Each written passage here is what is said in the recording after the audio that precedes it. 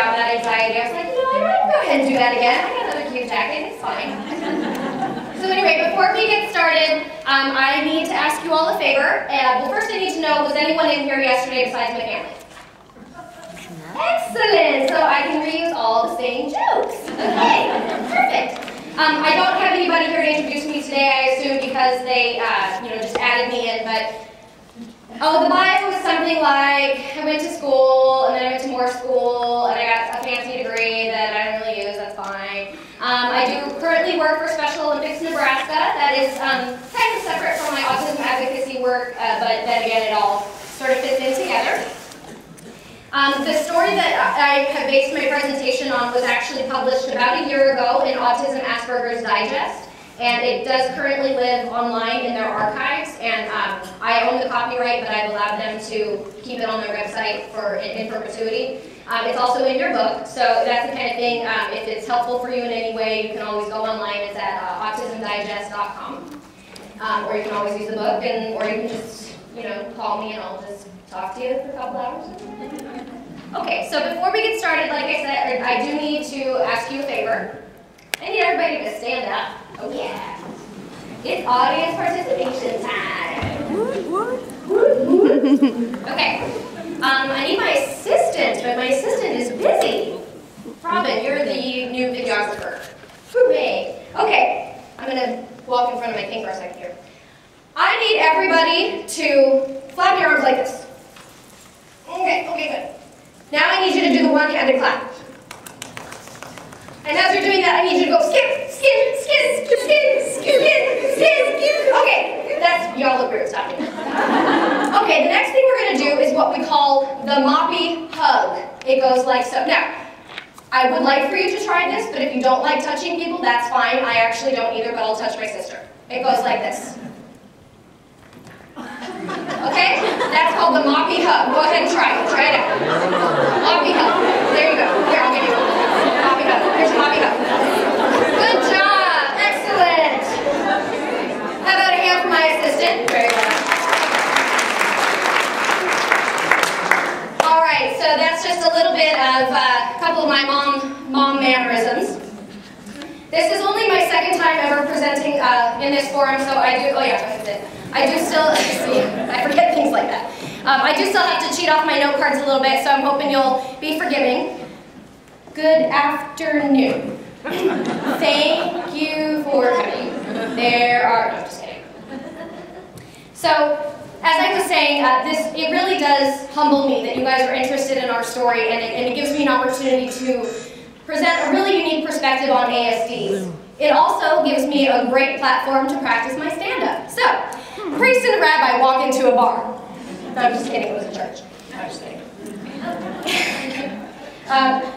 Anyway, the reason that this is so great is because I don't know that there's a lot of people that are sharing this perspective on ASDs. We call ourselves Aspie Offspring. Exhibit A. I am Fred. She is Leroy. As this picture clearly demonstrates, number one, I have always been hilarious. Number two, I've always been incredibly fashion-forward.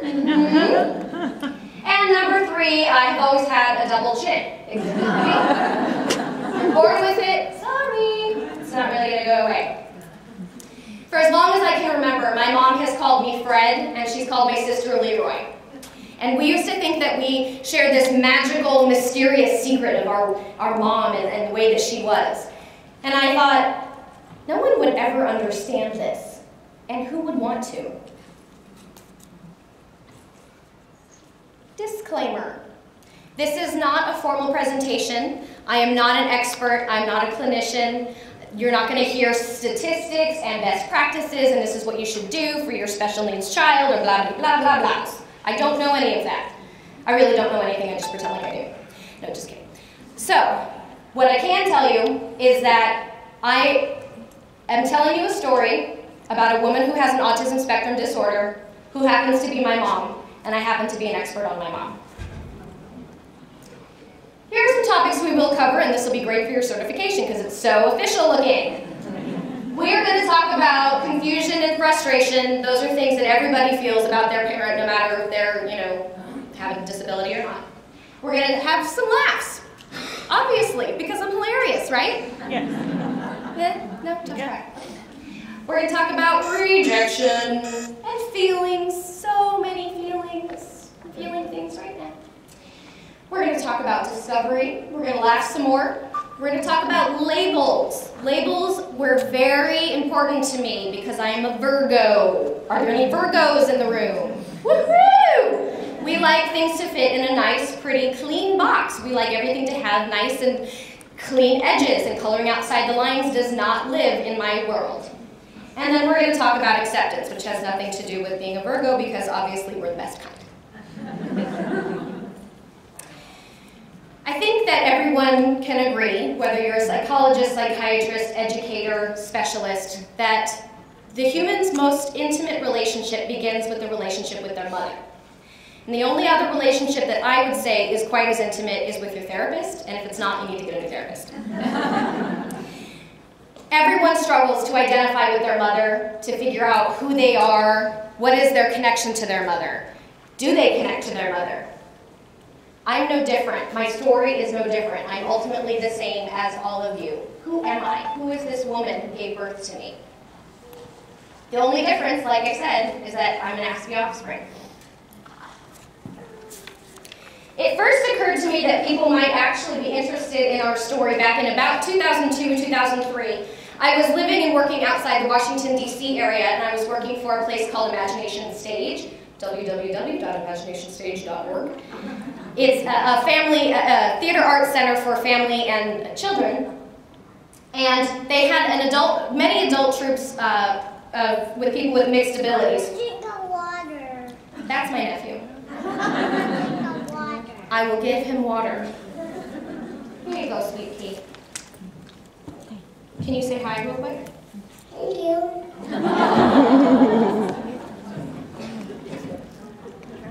Okay, I'm allowed to be distracted by that, right? Oop.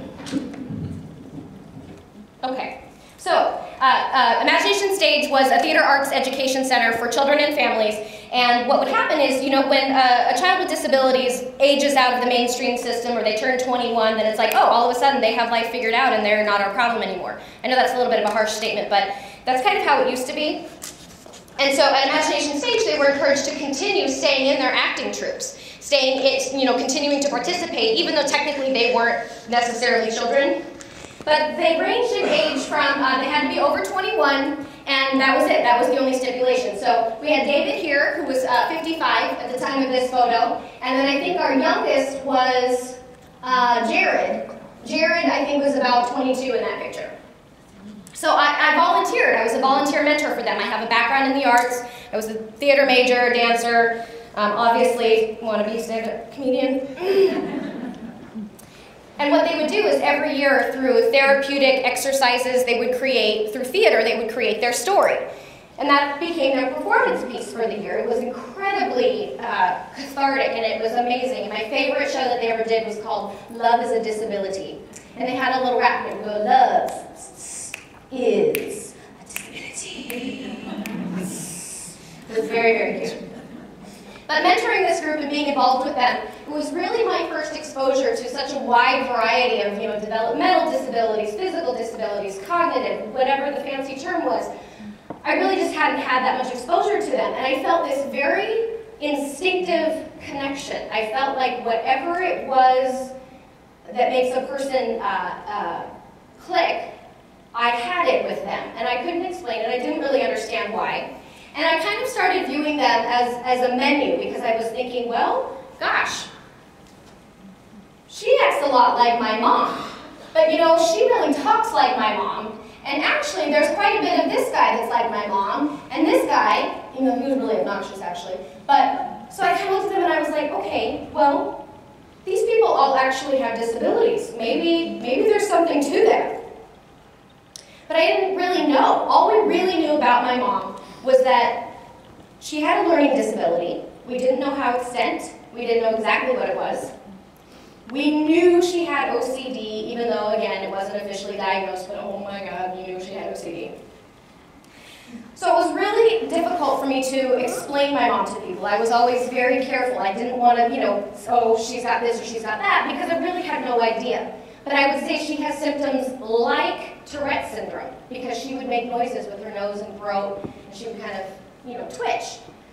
And I would say, I'm pretty sure she has obsessive compulsive disorder. And I would say, I'm pretty sure she has ADHD. And there was another one, I don't know how to say it. It's either schizotypal or schizotypal. But we thought maybe that was it. But I was like, I don't know any of that. So my sister Leroy and I, it was always a struggle to try to explain my mom, to describe her. So we just kind of did our own research. We had no formal diagnosis at all. But so in talking about that, I was approached by the group Wings, I was approached by the Wings director and the scriptwriter, and they said, how would you feel about performing a scene about a mom with disabilities and her relationship with her daughter? And I was like, a solo? Sure, why not? That was really the first time I put any sort of academic approach to my mom, and I put it on paper. And we created a scene, it was called the monologue. Get it? And the first time that I read it in front of the actors, I was really nervous. I didn't know, sometimes I felt a little bit like a poser. Do I really belong in this world, or am I just helping them because I like them and I have fun with them? But do I really fit into the world of disability awareness and advocacy just because I want to? You know what I mean? So after I did the reading, they were so quiet and they were just stunned, and they just looked at me and they're like, is this true? One of them said, how can she be like that and be your mom? And Casey, my sweet, sweet Casey, this little girl right here, I call her little girl, she's my age, she's 33. She goes, are you like her? Do you want to be like her? I don't think you're like her. She just was like blown away, blew her mind. And so I realized that not only was it very helpful and very therapeutic for me to go on and on and on about my mom, it was really fascinating to other people. The monologue actually became one of the staple performance pieces of the Wings troupe, and I had the wonderful opportunity to perform it all over the DC area. Performed it at disability awareness conventions, senior citizens outings, even the executive offices of the White House, which I believe is called the West Wing. So even though I didn't really have a label, I didn't have a formal diagnosis, the story was really affecting people. And it started to become something bigger than me. You can't even imagine that, right? It could be better. I'd like to tell you exactly what I'm thinking here. I'd like to tell you what my sister's thinking here. I love life and I love everything about life and isn't life so great? Anyway, I found myself seeking absolutely every opportunity to talk about my mom. I talked about my mom with my family, with my friends, with their friends, with my colleagues, with my, my doctor. It's like, maybe I can talk to my doctor about it and he'll have an idea about it. And everyone really seemed to be interested. But then that became even more frustrating because I still had no idea what was really going on. I did not know exactly how to explain it. I didn't want to offend anyone. I didn't want to make it seem like I was self-diagnosing her just because, I know how to look things up on the internet. It wasn't like that. And my sister and I even went to family counseling a couple of times because we were like, maybe, we just were looking everywhere for guidance. And it wasn't like we could just go up to mom and be like, hey, what do you think you have? It's not really quite appropriate. And communicating with my mom is unique on a variety of levels, which is why I kind of describe my sister and I as being bilingual.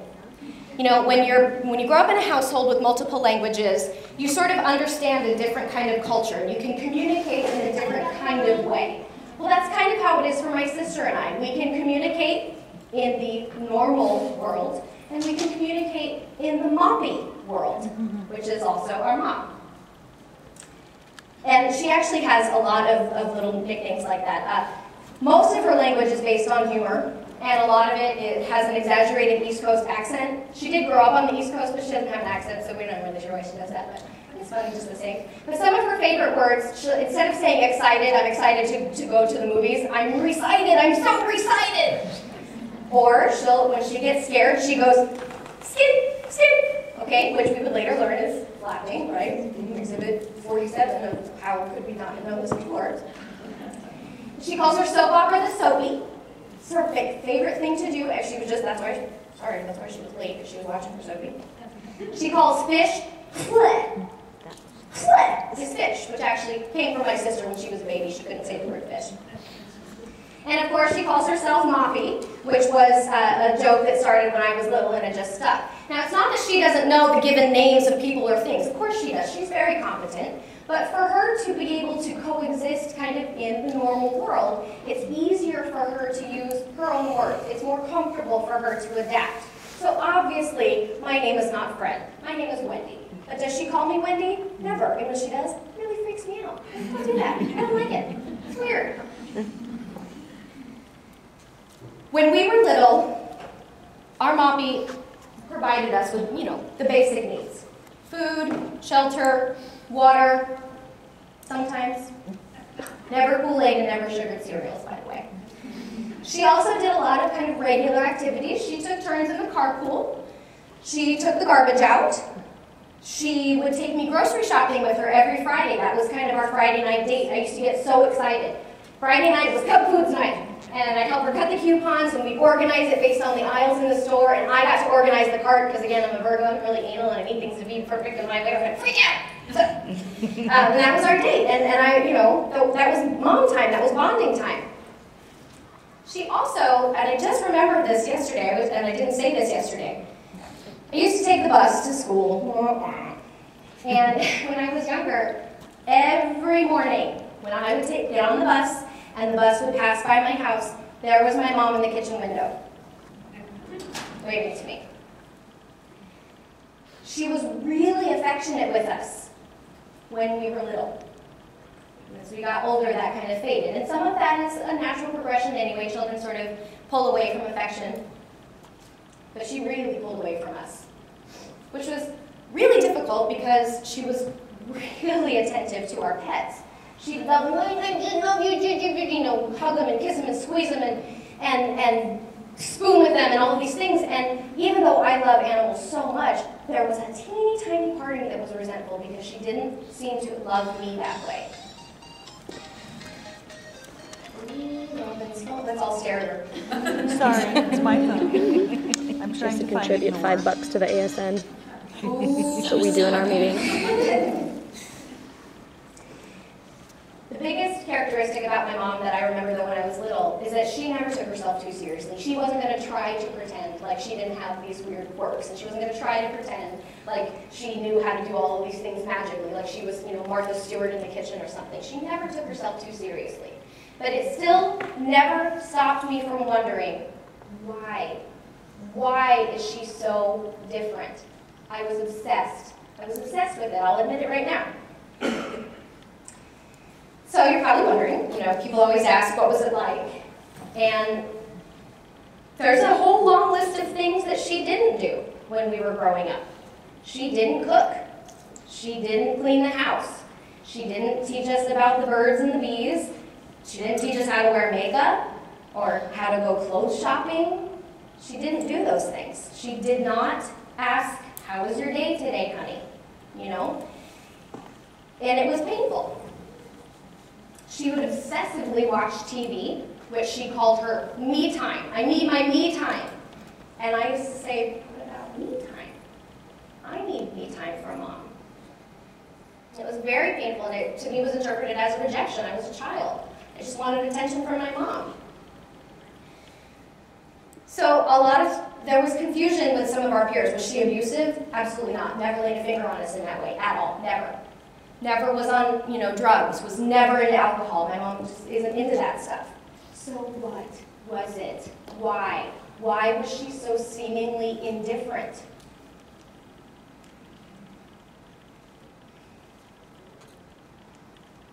So, what was her life like? This is my beautiful and glamorous and political and progressive and eccentric and opinionated and Jewish guilt grandmother. You gotta eat more fruit. Are you eating your fruit? I don't think you're eating your fruit. You'd feel better. Your whole life you don't like that. This is my Granny D. And this is my Granny D and my mom last year. She has always been very, very supportive of my sister and I, and in fact, our relationship with her is much more of like a mother-daughter dynamic and less grandmother. I mean, this woman is not going to bake you cookies, I'll tell you that right now. She protests things. I think she's been arrested once, maybe in Nicaragua, I'm not sure. We don't really know how old she is. She salsa dances, she tap dances, she literally is called the dancing granny out in San Francisco. She's, you know, she's cool, she's totally hip. But for her, describing the way that my mom was, it's really confusing and it's kind of gray, and there's a lot of memories that have been repressed or suppressed or whatever. You know, I said I'm not an expert. What do you think, suppressed or repressed? So she went through all of these, you know, painful feelings of, is it my fault? Is it me? You know, she knew that her baby had been delivered via forceps. She knew that her baby had been given phenobarbital for colic. So she thought she had brain damaged her daughter. Not only that, she was not very accepting. She would scream at my mom, "Just try harder! You're not trying hard enough! You can do better than this! You can be better than this!" But she didn't know that inside, my mom was thinking, "Oh, I can't. I don't know how. I don't know how to do that way. I don't understand how to do things the way you want me to do things." You know, I need another audience participation, but you can stay sitting this time. I want you to close your eyes. Take a deep breath.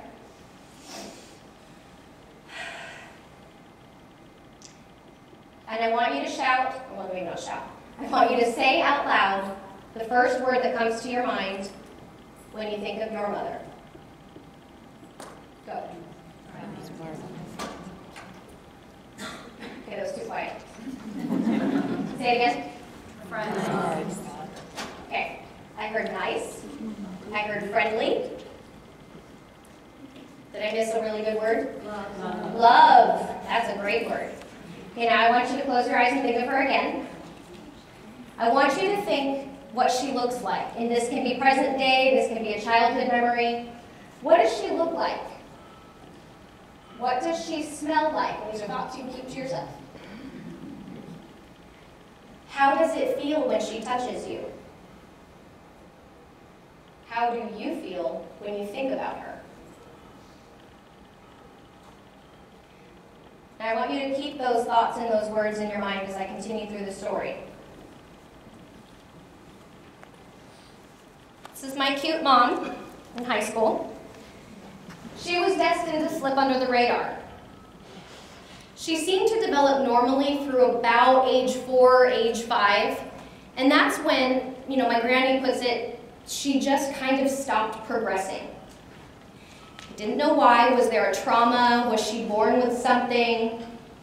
So she was just basically labeled a problem child, which was incredibly difficult for my grandmother because in the early 1950s, can you imagine the stigma of having a less than perfect child? They were already an eccentric family. They were Jewish, but they didn't always do Jewish things. They didn't really live in a Jewish neighborhood. My grandfather was this freaky deep artist who was sometimes a mailman and sometimes a painter and sometimes a photographer. You know, my grandma was a dancer. She could have been a Rockette, but I'm going to be real honest, she was too short. But, you know, so they were already struggling to kind of be the perfect little American family, and then here they have this daughter who's not normal. So what was it? What was wrong with her? Now, I'm really glad that have you guys been able to hear Alex Plank today than last night. So many similarities, and I'm sure you guys can probably relate too if you're, you know, on whatever, however way autism touches your lives. My mom graduated high school, but it wasn't without great difficulty. She was learning disabled. She had no special education. She had no special attention. She actually repeated the 12th grade. She transferred schools because she was being horrifically bullied. She was not succeeding academically, so she graduated a year late. And actually, my mom loves to write poems, and where did I put it? Here's where you can tell that I'm still new at this because I didn't have all my notes with me. Where's the verse? I promise this will be worth it. Behind the thing. Huh? Right here. She wrote a poem today, that's why I'm searching.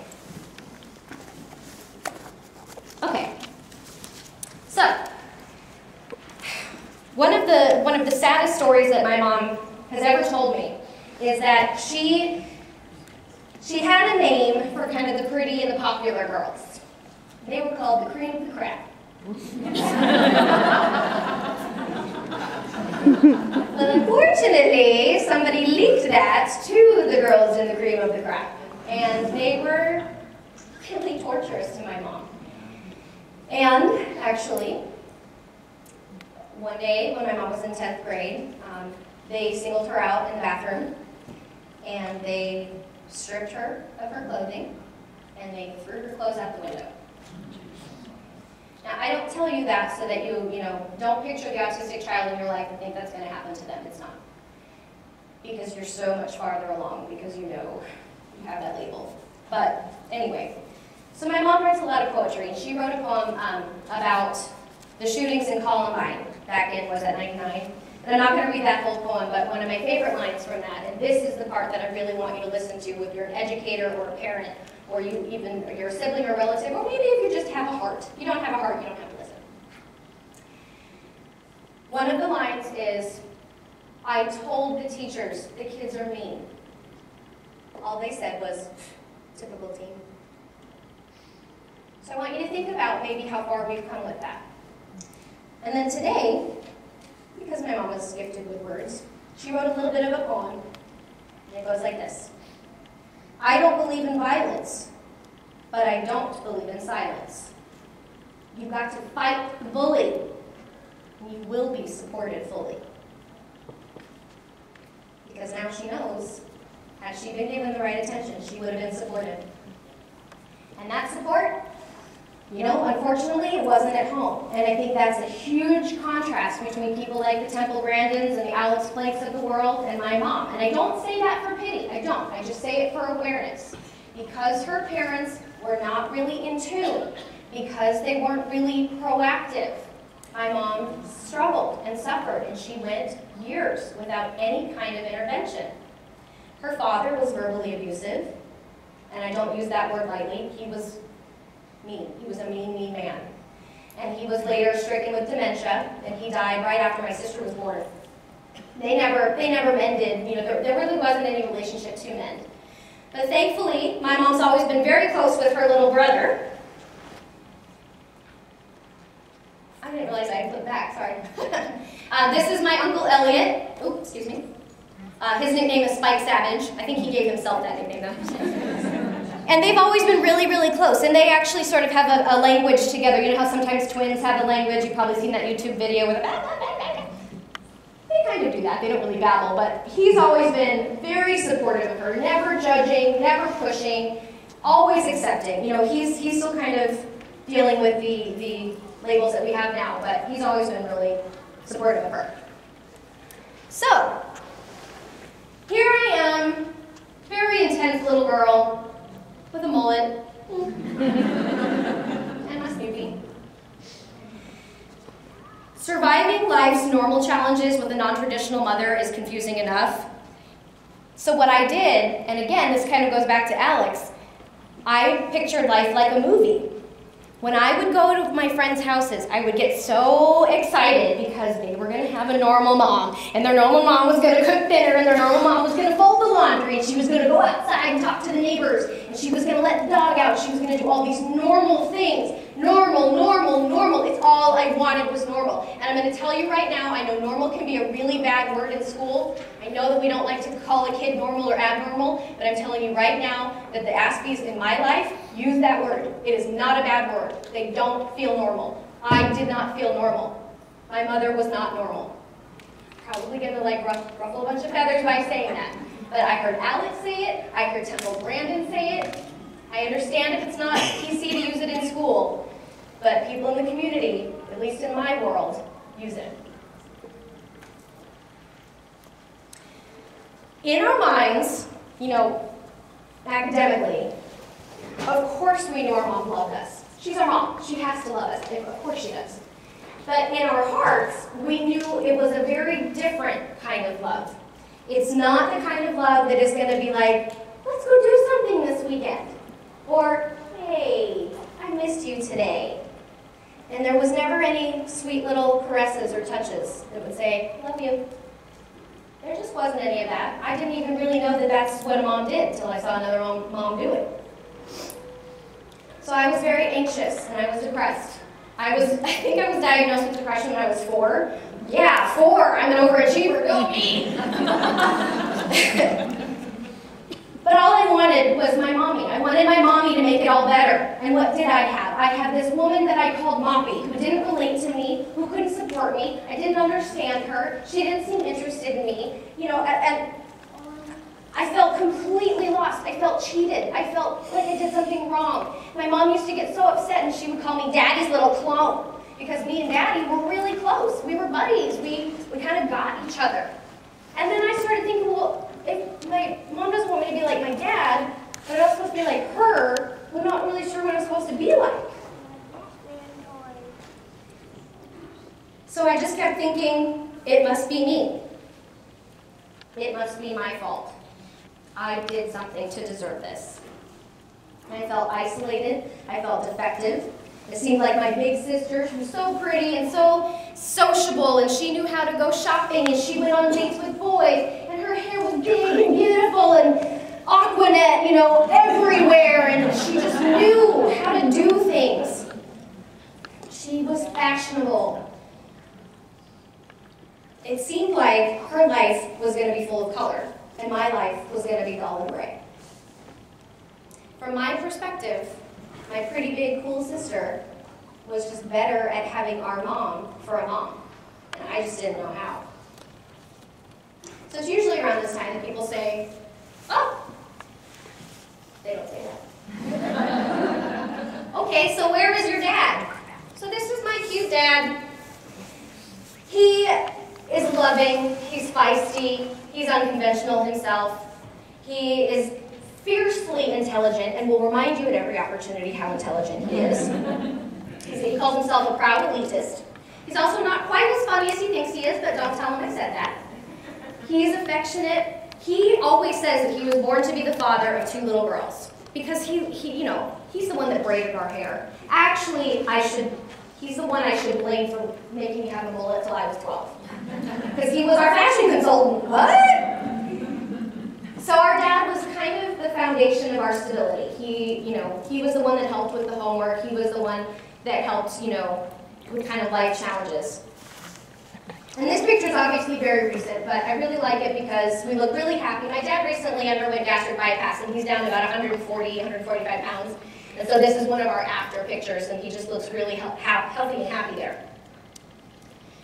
But let's be honest, what was it like for them to be married? Not normal. This is their wedding day, bunch of hippies. 1971, they were married. That's actually the day they got married. That's actually what they wore. It became really unbearable for my dad. He lashed out, and again, since I've been honest this whole time, I'll tell you, he was verbally abusive too. He yelled at her, so much yelling, so many feelings of, making her feel kind of worthless and kind of not good enough. Now that being said, I don't want you to think for 1 second that my mom didn't push his buttons and fight back. Or start the fight. She knew what she's doing. She's very clever. They did not have a healthy relationship. I didn't know that you're supposed to be friends with your spouse. I didn't know that moms and dads can hold hands and hug. I had no idea any of that was normal, because it wasn't normal in my house. So in 1993, they decided to end their 22-year marriage, and my dad was granted full custody of me.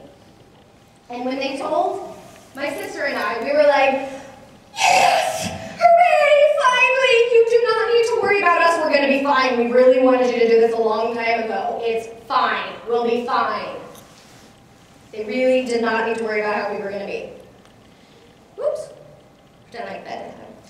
So my dad was granted full custody of me, like I said, and after my mom moved out of the house, this is so like typical 14-year-old, they're so emotional, they took me like feelings inside. And so I wrote my mom a letter with some song lyrics, and it was to Dolly Parton's I Will Always Love You. And I snuck it into her bag. And I know it was the night before she left, but I don't remember if she was, out at work or whatever. But I put it in her bag, and I was crying. And I remember I went back to my bedroom, and I started writing my diary. And I thought, maybe in the morning we'll know how to love each other. I was 14.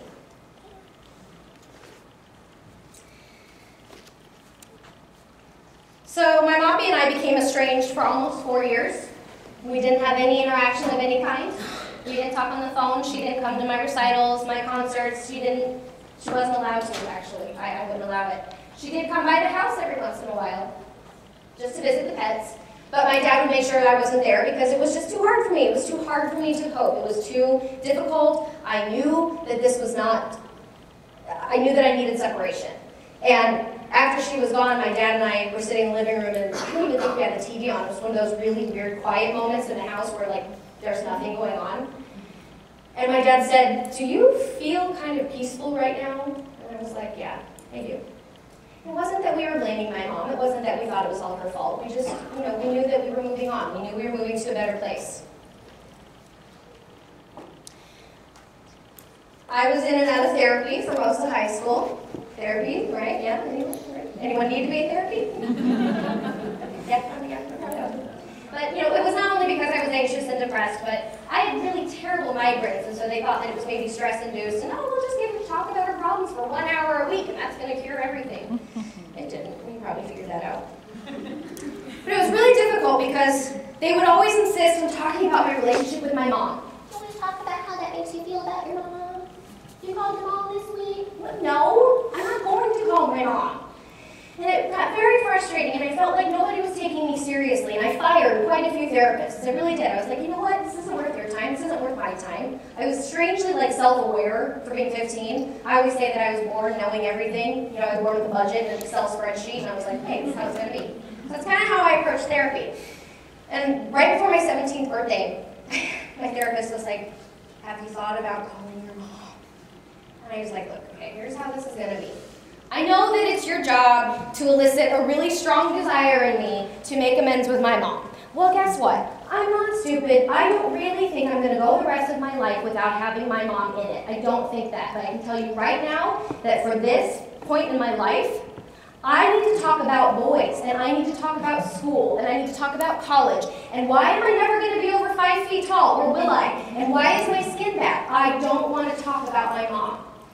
I will talk about my mom when I'm ready, which apparently is now.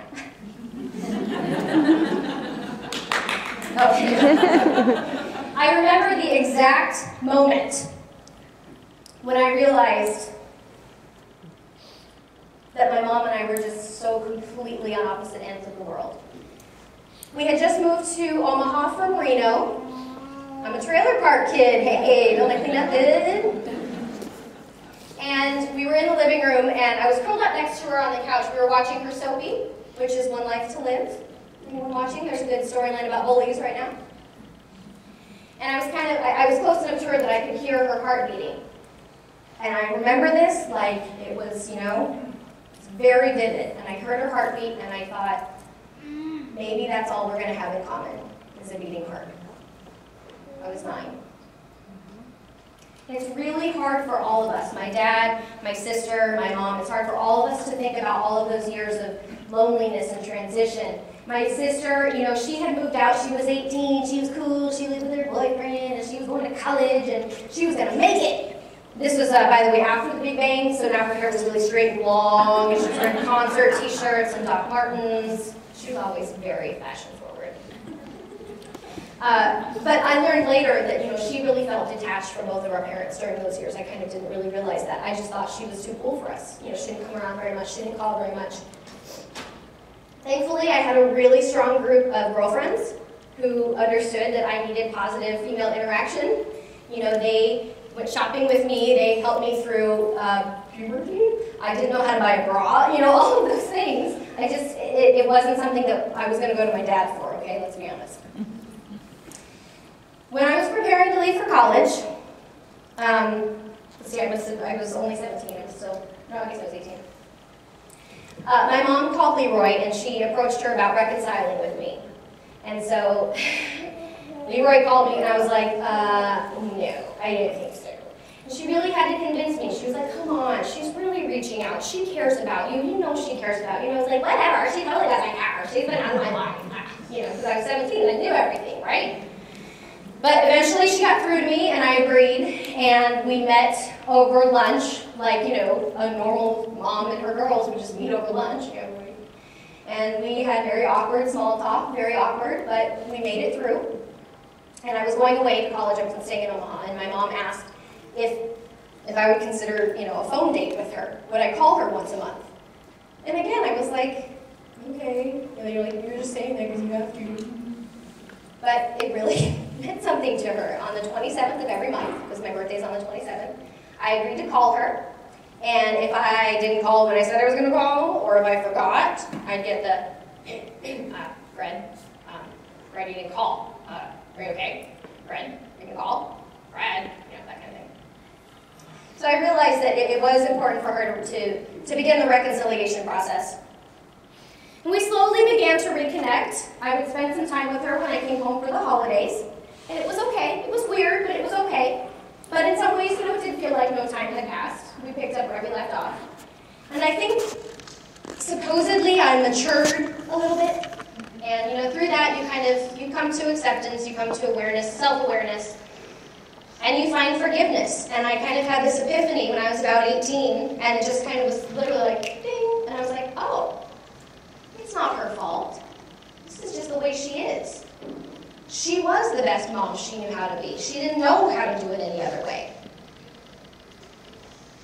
So a few years later, my sister was having a baby shower for the cute little boy that's right over there. And again, my mom with her poetry, she had written a poem for her unborn grandchild, and she gave it to Leroy to read out loud. And as my sister read it out loud, I looked at my mom. She was sitting on the floor, and she was going like this. And her mouth was going like that. She was having a physical reaction to her emotion of being excited. And I'm standing in the back, and I'm like, what's up with that? Anybody else seeing this? Like, this is new. She's usually a lot more controlled than that. So her behavior started to become a little bit more strange, a little bit more complex. My grandma, my sister, and I, we would share these conversations like, this isn't really like normal aging, so it's probably not dementia, because her father had that. Didn't really seem like it was Alzheimer's. There wasn't a pattern. So over the next few months, we decided that we really did need to approach her about it. So we decided that we needed to have an intervention. What's my time? You got 30. I got 30, okay, thanks. But because we were really concerned about her. But my grandma lived in Berkeley, California. My sister lived here in Omaha, and I lived out in DC. So it was like, well, clearly we're not going to be able to do this in person. So we decided we really had to do our intervention over the phone. I was completely flipping out. I was fraught with anxiety. I was nervous. I thought, oh my God, this is it. This is going to be the thing that makes Mom lose it. We're never going to come back from this. It's never going to be the same. She's never going to trust us again. I mean, imagine. Think about your closest group of people in your life. Sibling, boyfriend, husband, wife, spouse, mother, whoever these people are that you would trust with your intimate, anything about you. And maybe you picked your nose as a kid and they're the only person that knows it, or maybe even now, like maybe sometimes you go to bed without brushing your teeth because you're just too tired. Those things. Think about that person approaching you and saying, I think there's something wrong with you. I was terrified. So I listened as my sister, my brave sister who doesn't like confrontation, but she went ahead and over the phone, she was like, Ma, I really think that there are some ways that we can help you. You have a learning disability. You're hard of hearing. Maybe if we just talk to someone, maybe we can make things better for you. And I was like, oh God. I'm laying on the couch and I'm rocking at this point. I'm like, oh my God, oh my God. And my mom goes, well, okay. Okay? Really? I was like, I had no idea it was going to be that easy. If I'd known it was going to be that easy, we would have done it years ago, but she was willing.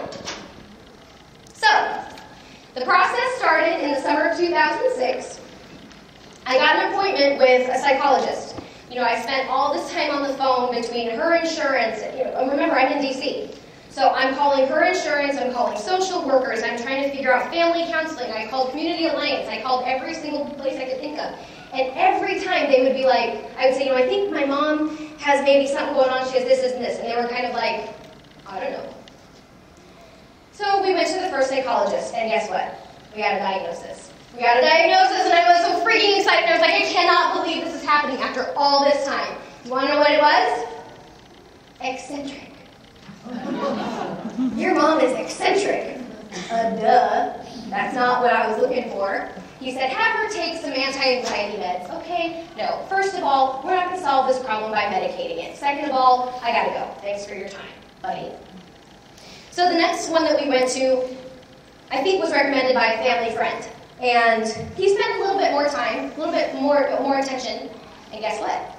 We got another diagnosis. Yay, another diagnosis! Guess what it was?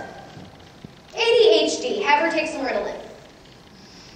Okay, I can buy that it's probably ADHD. Again, I'm not going to medicate my mother. I am not that kind of advocate, okay? You know, I know there's a fine line between being the pushy family, you know, the relative that's like, well, my mom has this, this, this, this, and you have and I learned about it. And we weren't like that. It was something so organic. And you know what the doctor said when my sister suggested that she thought it might be something like an Asperger's syndrome? I didn't know anything about that. That was only 4 years ago. So we were really frustrated. We put things on hold for a few months. When on my way back for Christmas that year, I had a chance encounter with a psychiatrist on an airplane. You know what the chance encounter was? I fainted. I fainted mid-flight. It's really fun. I suggest you don't do it. So as I'm coming to him, I'm laying in the aisle and I'm like, oh, I can't believe this happened again. It happens to me once in a while. We can talk about that later if you want, because there is a name for it. So I'm laying in the aisle and I'm kind of coming through there, you know, smacking my face. How many pills did you take? I'm like, well, I don't even know where I am. And I wake up and my eyes focus on this polo shirt of this man, and it said right here, Nebraska Medical Center, Department of Psychiatry. And I was like, ooh, I need to talk to you. We need to be friends. So for the whole rest of the flight, he agreed to be my medical escort, because when you have a medical emergency on a flight, you have to, you know, have a buddy, whatever.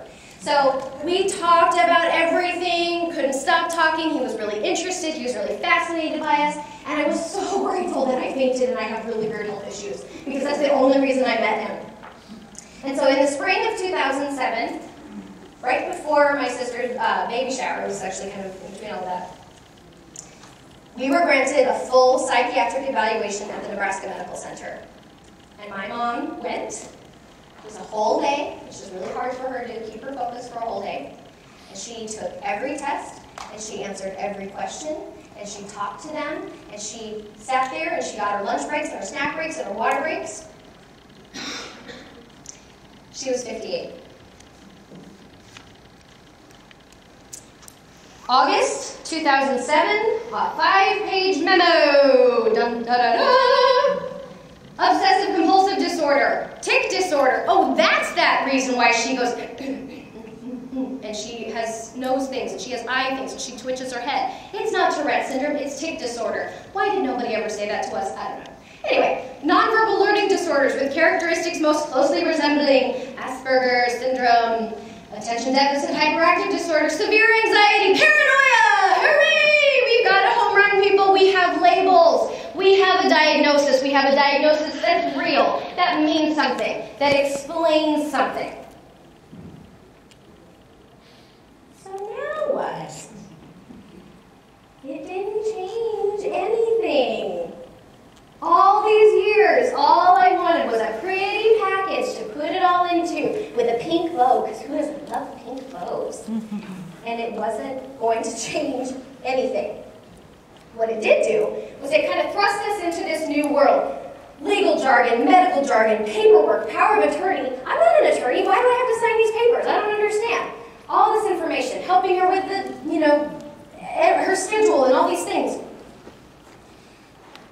And I'm very lucky because my dad supported me, my granny supported me, my sister and I were a team. We were a good, strong team. But remember I said my sister was always better at having our mom for a mom? I completely immersed myself in this world. I think it's called overcompensating. I was trying to make up for all those years when we were apart, all that lost time, and I was going to be a dutiful daughter this time, and I was going to do it right, and I was going to spare no expense for my mom if I needed to buy her things or fly or do whatever I needed to do, because all I could think of was that mean and nasty 10-year-old child who said those hateful things to my mother. Who can say those things to their parent? I thought I could make up for it. I thought I could make it go away. And so what do you think happened? I totally lost myself. I didn't have a life. I didn't really have any friends, even though clearly I'm awesome and hilarious. Who would want to hang out with me? I didn't have anything for myself other than, you know, some TV and my little nephew. But thankfully, through, I'm not gonna lie, a little more therapy, and my friends and family, I sort of stepped back and I looked at myself objectively and I thought, well, what would I say or do if my friend was in this situation? And I've approached the situation a lot more healthily, because it doesn't help her and it doesn't help me to, you know, constantly be hovering and being, you know, she's competent, she's capable. I didn't need to all of a sudden jump in and fix it. PAD, post-Asperger's diagnosis. This is where we are today. Our family is very, very aware that my mom is now who she has always been. It's just that we understand what that means now. It's like we got a key that unlocked the mystery of her life, of all of those years as being pushed aside as weird and different and eccentric and not normal. Now we understand why. She attends regular therapy, she works, she lives independently, she drives, although I would stay far, far away from her if you're on the road, anytime she's on the road. She has a cell phone. Anyone in here have an elderly parent and you feel like it's a blessing and a curse that you got your parent a cell phone? Yeah, you know what I'm talking about? Because you know that they're safe because they have a phone, but then they call you all the time. And they text you all the time. My mom figured out texting, by the way, and she knows how to work the, you know, the camera option and the recorder and everything. She has a lot of struggles with computers. I think part of that's generational. I think part of it's her learning disorder. But, you know, she still fixates and she's still obsessed, and oh my gosh, if you have a tractor, she'll be your best friend forever. I'm not kidding. If you have a tractor, come talk to me later. She raised 2 children, and we're okay, I think. She's a grandmother. She had a 22-year marriage. She's okay. She's okay. And I don't know about you guys, but I believe that we are all damaged and we are all perfected by our parents. Ultimately, my story is not any different from yours, or your friends, or your moms, or your sisters, or your dads. It's ultimately the same. Who am I? Who is my mother? Where do I belong in this world? The only difference is I have this funny name for it. I'm an Aspie offspring. It's the only difference. We all go through that phase in our lives when we have that role reversal. We kind of have to take care of our elderly parent, or we have to be the caregiver. But for Fred and Leroy, we're not going to have that. It's just kind of always been in place. There is really no role to reverse. We've always instinctively known that we have to care for her, even before we knew it had a name. For me, it's all about me. The greatest and the most profound effect that having her diagnosis has had is watching her accept herself. Watching her go through the process of understanding, it's not my fault. She didn't do anything wrong. She didn't deserve to be bullied. She didn't deserve for her father to ignore her and neglect her and say those horrible things to her. She didn't deserve for a child to not understand her and say mean things. A couple years ago, we were talking about the spectrum. You know the one I mean, right? And she got kind of confused. And she kind of, you know, this one looks. She has these dark, dark, deep brown eyes. And she kind of looks up and she goes, oh. I said, you have Asperger's syndrome, remember? That's on the autism spectrum. And she's like, is that why I've always felt like I don't get it? Mm-hmm. That was her moment of clarity. That's when she got it. And because she loves words and she's so funny, she says she's okay with Asperger's. You know why? She likes asparagus. She likes burgers. She's all right with it. Over the past couple of days, she's come up with a new one. Autism sounds like awesome.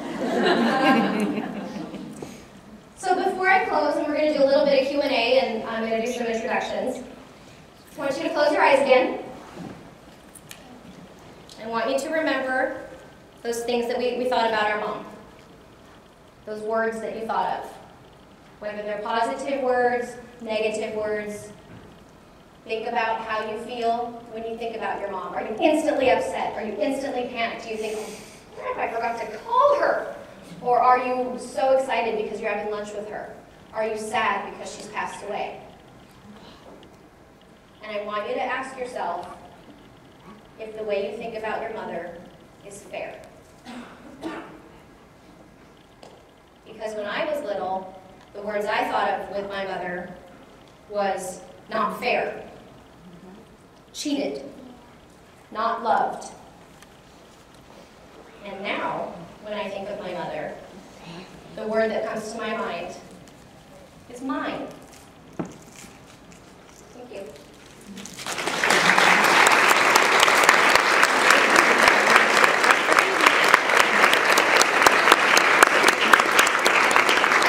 Okay, so how long do we have again? 15. About 15? Well, I'll take a couple questions if you have them. If you want to just sit and listen, that's cool too. I just want to remind you, I really am not a medical expert on any of it, but clearly we're an open book. I clearly like to talk and like to talk about myself. I'd like to bring some people up if that's okay. Thank you. So this is Leroy, my big sister. But I want you to notice that I'm taller. She was the boss too. Oh, and I'm the boss. She said she was born having her Excel spreadsheet and stuff. She was born wearing a shirt that said, I'm the boss. Ladies and gentlemen, Maki.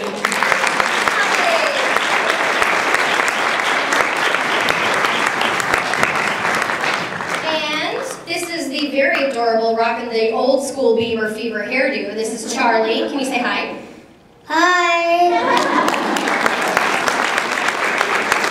Can you tell everybody, you remember what you said, what does Grandma Rhoda have? Grandma Rhoda has Asperger's. That's right. Which is another very important message, I think.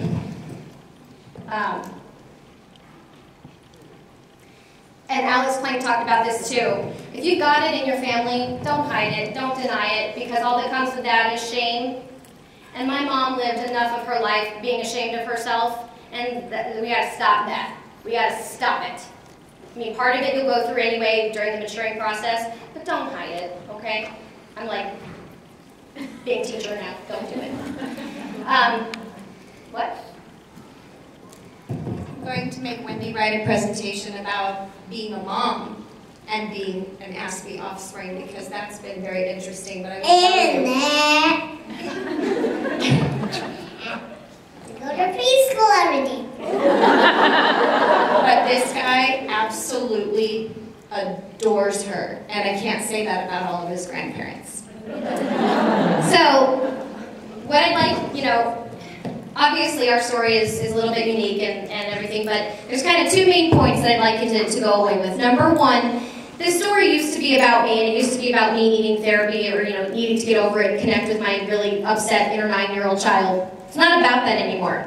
It is about her, and it's about you guys, and it's about advocating, standing up, asking questions. You have a right to ask questions. Maybe there's not going to be a final pretty box to put it in with a pretty pink bow. But, that's kind of our story. So I want you to think about that. The second thing I want you to think about is how far ahead you might be because you have that diagnosis. Early intervention is the key. Of course, my mom is a success story. She's very humble. She doesn't think she is. People tell her she's brave, and she goes, like that. But she is. She made it. She made it without the, Temple Grandin's family had money. Temple Grandin's family had resources. Alex Plank was born in a completely different era. And again, I don't say those things to have you pity my mom. I say those things to illustrate a point that early intervention and early diagnosis can really positively affect the lives of children on the spectrum.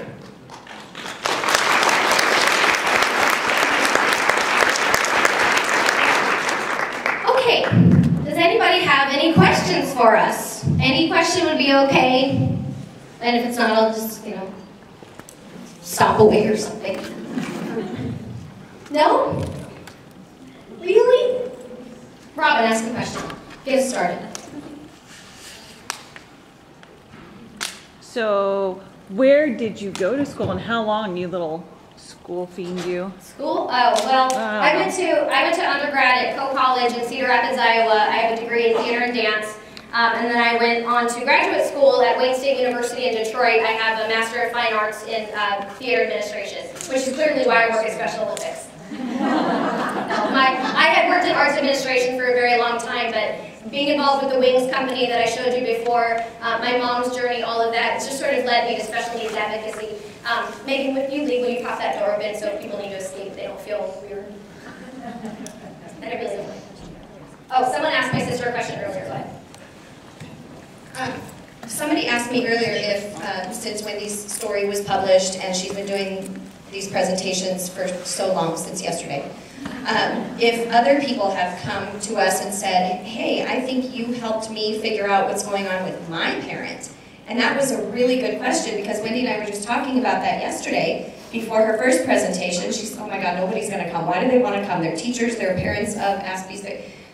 No, Aspie offspring, they really want to hear my story. Mine's so different from the other breakout sessions. And I said, I think that it's therapeutic for some people who, like Wendy said, if you have somebody autistic that touches your life, it's therapeutic for you maybe to hear Wendy's story, to hear our story. I mentioned it in church 2 weeks ago. I just mentioned, hey everybody, my mom at Temple Grandin, and it was awesome.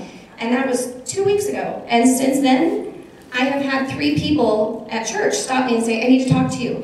And one said, I think my son has it. And one said, I think my dad has it. And one said, I think my best friend has it. And I found that they came up to me and said, I have questions, but mostly I'm listening. And so I was encouraging Wendy to say, I think you're providing something for people. And so anyway, that was a very good question because I think it is making people feel comfortable looking at their own parents too. That was kind of a question, kind of a story. I forgot to say, you bet your Asperger.